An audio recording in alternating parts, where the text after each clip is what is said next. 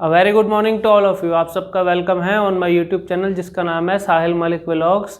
मेरे चैनल को ज़रूर सब्सक्राइब और शेयर भी कीजिएगा सो दैट आपके वजह से किसी न किसी की हेल्प हो सके। आज का सेशन रहेगा कि एक इंसान क्यों बार बार अटक रहा है और अटकना कोई बीमारी नहीं है और हेजिटेशन और कॉन्फिडेंस कैसे बढ़ाएं। सबसे पहले बात करेंगे stammering is not a disease. अब लोगों के माइंड में यही कन्फ्यूजन रहती है कि सर मुझे इतने सालों से ये बीमारी हो चुकी है, तो अगर बीमारी होती तो आपने अभी तक उसकी कोई मेडिसिन क्यों नहीं ली, अगर मेडिसिन ली तो उसका असर अभी तक क्यों नहीं हुआ। ठीक है ना। डिजीज़ का मतलब होता है कोई ऐसी चीज़ जिसका मेडिकल साइंस में कोई इलाज हो और उसको लेते ही अगर कोई मेडिसिन ली और उसी टाइम इंस्टेंट आधे घंटे में 1 घंटे में आपको आराम आ जाए। ठीक है। अब ये इसको अगर हम अपनी स्पीच थेरेपी के अंदर बताएं तो स्पीच थेरेपी के अंदर अटकना यानी कि स्टैमरिंग एक रॉन्ग हैबिट है। अब वो रॉन्ग हैबिट शुरू में एक दिन में नहीं बनती।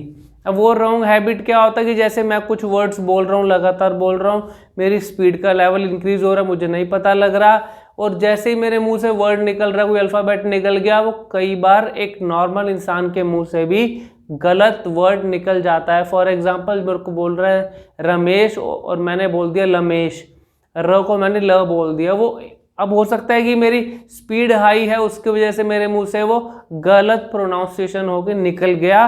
तो लेकिन वो 1 बार निकला, 2 बार निकला, 3 बार निकला, जब वो आप रेगुलर बेसिस पे वो आपके मुंह से निकलने लग जाता है और आप उस चीज़ को इग्नोर करते हैं तो वो आपका तुतलाना शुरू होता है। और उसके बाद अगर फिर भी कंट्रोल नहीं करते फिर वो आपका हकलाना या अटकने में कन्वर्ट हो जाता है। फिर वो अक्षर हमारे दिमाग में सेव हो जाता है कि सर मुझे र में भी दिक्कत आ रही है, ल में भी दिक्कत आ रही है, वोवल में भी दिक्कत आ रही है, अ आ ई उ ए ओ। लेकिन एक्चुअल में लॉजिकली अगर मैं बात करूँ तो कोई भी अल्फ़ाबेट में दिक्कत नहीं है, दिक्कत हमारे अंदर ही होती है, क्योंकि हर अल्फ़ाबेट को बोलने का वे अलग होता है। जैसे जैसे हम उसको राइट मैनर के अंदर स्पीकिंग में लेके आएंगे तो वो हमारे वर्ड्स मुंह से निकलना शुरू हो जाएगा इन द राइट मैनर। ठीक है ना। अब लोगों को अब आज से अपने माइंड से ये कन्फ्यूजन निकाल देना कि स्टैमरिंग या अटकना कोई बीमारी है। सिर्फ ये बात को ध्यान रखना मुझे रॉन्ग हैबिट हो गई है, अब उस रॉन्ग हैबिट को मुझे राइट में कैसे कन्वर्ट करना है उसके लिए हम आपके पास ऑलवेज अवेलेबल हैं। मेरे कमेंट सेक्शन में आप कभी भी कोई भी इंक्वायरी लिख सकते हैं, आपको हर किसी को उसका रिप्लाई ज़रूर मिलता है। और मेरा जो मोटिव रहता है कि अगर मेरे थ्रू अगर मेरे से कोई बंदा एडवाइस ले रहा है या कुछ सेशन ले रहा है उसको 100% मैं अपनी तरफ से दूँ सो दैट उसको एक ही बार में जो उससे मिस्टेक्स हो रही हैं वो समझ में आ जाए और वही मिस्टेक वो दोबारा दोहराए मत। अगर मेरे को पता लग गया मेरे को अम्बाला जाना है तो मैं अम्बाला की सही रूट पे चढ़ूंगा तो मैं वहाँ पे सही टाइम पे ही पहुँच जाऊँगा और मेरे को एकदम आसानी होगी। लेकिन उसी रूट पे मैं अगर अलग तरीके से जा रहा हूँ, मुझे इस तरफ जाना है लेकिन मुँह मैंने कर दिया इस तरफ, अगर मैं एकदम अपोजिट की तरफ अपना मुंह लेके जा रहा हूं तो मैं कभी भी अपने डेस्टिनेशन पे नहीं पहुंच पाऊंगा। तो आपका सबसे पहले फोकस सही जगह होना चाहिए कि मुझे एक्चुअल में हुआ क्या है।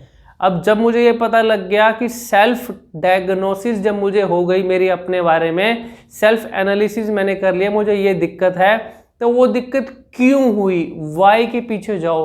वाई ये मुझे क्यों अटकना हुआ, वाई ये मुझे क्यों अकलाना हुआ, वाई मैं क्यों तुतला के बोल रहा हूँ, वाई एक बच्चा क्यों ऑटिज्म के अंदर है, वाई मैं लगातार क्यों नहीं बोल रहा, वाई मेरा कॉन्फिडेंस क्यों नहीं इंक्रीज होगा। तो वो क्वेश्चन जब आप अपने आप से रखोगे ना तो आपको आंसर मिलने भी शुरू हो जाएंगे। और आपको जब राइट एडवाइस अगर हम दे देंगे आपके दिमाग के अंदर वो चीज़ एकदम बैठ जाएगी और रिजल्ट आपको खुद ब खुद आपके ऊपर नजर आना शुरू हो जाएगा। तो फोकस मैं हमेशा कहूँगा सही जगह पे रखिए। जो चीज़ मुझे अट्रैक्शन में, जो चीज़ को मैं अट्रैक्ट अगर मैं करूँगा ना वही चीज़ मेरे पास आएगी। अगर मैं सोचता हूँ मेरे अंदर हेजिटेशन आ गई, मैं कॉन्फिडेंस आ गई, मैं लोगों के सामने नहीं बोल पाऊँगा तो आप कभी भी नहीं बोल पाओगे। और एक सेकंड अगर ओपिनियन है कि भाई मेरे को अब आज से मैं अब ये अपने साथ में ये कॉन्फिडेंस लेके चलता हूँ कि मैं आज के बाद किसी के साथ भी अगर मैं इंटरेक्शन करूँगा, मुंह से जो भी वर्ड निकलेगा फ्लो में भी बोलूँगा, नॉर्मल स्पीड में भी बोलूँगा और मेरी वॉल्यूम भी हाई रहेगी और साथ साथ मैं बिल्कुल भी नहीं अटकूंगा। जब इस माइंडसेट के साथ आप अगर आज से भी शुरू करते हैं तो विद इन 7 डेज का मैक्सिमम टाइम पीरियड होता है। मुझसे लोग पूछते हैं कि सर कितना टाइम लगेगा हमें ठीक होने में? मैक्सिमम 7 डेज, मैक्सिमम मेरे हिसाब से 7 डेज। अब आप उसको 7 डेज को 70 डेज बनाते हो, 700 डेज बनाते हो, वो आपके ऊपर है, अगर उसके अंदर आपने अपना दिमाग लगाया तो, ठीक है ना। मेरे हिसाब से चलो 100% जो मैं कह रहा हूँ 100% इम्प्लीमेंटेशन करो, रेगुलर बेसिस पे करो, लाइव रिजल्ट आपको अपने ऊपर दिख जाएंगे। तो अटकना कोई बीमारी नहीं है, सॉल्यूशन आपके पास हमेशा अवेलेबल रहता है। मिस्टेक हम छोटी छोटी कर रहे हैं, स्पीड का लेवल हम बढ़ा लेते हैं या हमारी वॉल्यूम लो हो जाती है। लोग कहते हैं कि सर वॉल्यूम का तो कोई रोल ही नहीं होता।